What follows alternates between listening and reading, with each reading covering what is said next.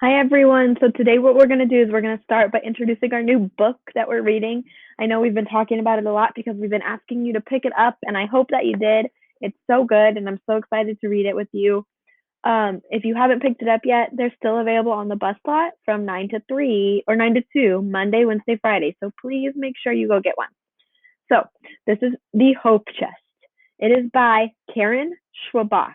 I'm going to say Schwabach. I'm not totally sure how to say her last name, but that's what I'm thinking. So what we're going to do is we're going to start by just previewing the book a little bit. And then after you're done with this video, you're actually going to read the first chapter. So the first thing I want you to do is I want you to look at the front cover. If you have your book, have it out in front of you.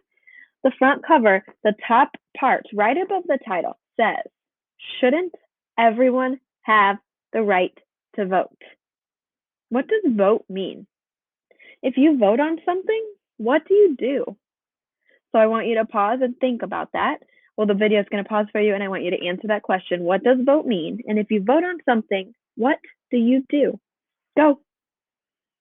All right, good. So now what I want you to think about is still that line right there. It says, shouldn't everyone have the right to vote? So you now know that voting is when you are making a decision on something, right? You're giving your opinion on something. You all voted for the Biztown mayor. So what does it mean to have the right to vote? Think about that. Go. All right, having the right to vote means that you're allowed to vote, right? A long time ago, maybe not everyone had the right to vote, and maybe that's a hint of what this book is about. So now that we've done that, look at the title, the front cover, that little blurb above the title, and I want you, in the next text box that pops up, I want you to tell me what you think this book is going to be about just based on the front cover. All right, good. So now what I'm going to have you do is I want you to flip to the back cover. Okay, everyone flip to the back cover. The first thing we're going to do is we're going to read this back cover together. Okay, so follow along with me. If you don't have your book, this is a time where you're going to have to just listen really well because there are some questions that you need this back cover for. Here we go. Okay, I magically made that cover appear for you. So if you don't have the book, you can follow along on the screen, but please make sure you're getting this book as soon as you can. So let's look at the back cover. It says, Violet Mayhew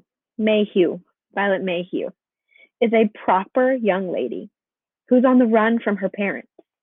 In 1917, every young woman was expected to get married, but Violet's sister Chloe didn't.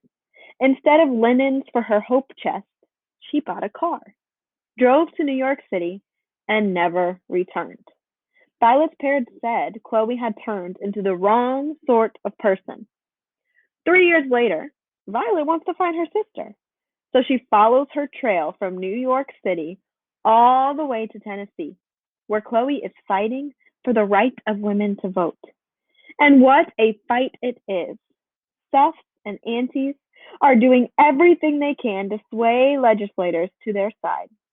Violet is hanging out with people whom her parents would definitely find unacceptable. But if she's becoming the wrong sort of person, why does it feel so right?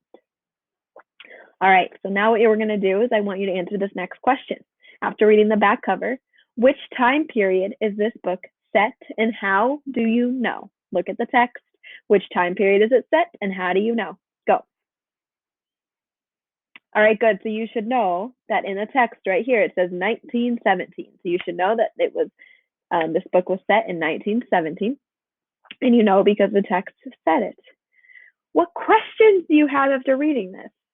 This is kind of like one of those I wonder moments. So what do you wonder now after you've read this back cover? Go. All right, good. I hope you came up with some good questions. So now the last thing to think about is whose right to vote is this book about? So we talked about how right to vote meant that you're able to vote. So who didn't have the right to vote at this time period and what were they trying to do? So whose right to vote is this book about? Go. All right, so you should have put that it's the right for fighting for the right of women to vote. The text said it right there. So if you didn't catch that, now you know. This book is about for the fighting for the right of women to vote. All right, I hope you enjoyed our little preview of the book. So your next step is to go to the next part of your module and you are going to actually read chapter 1. I'm so excited for you and you're going to love it. Bye.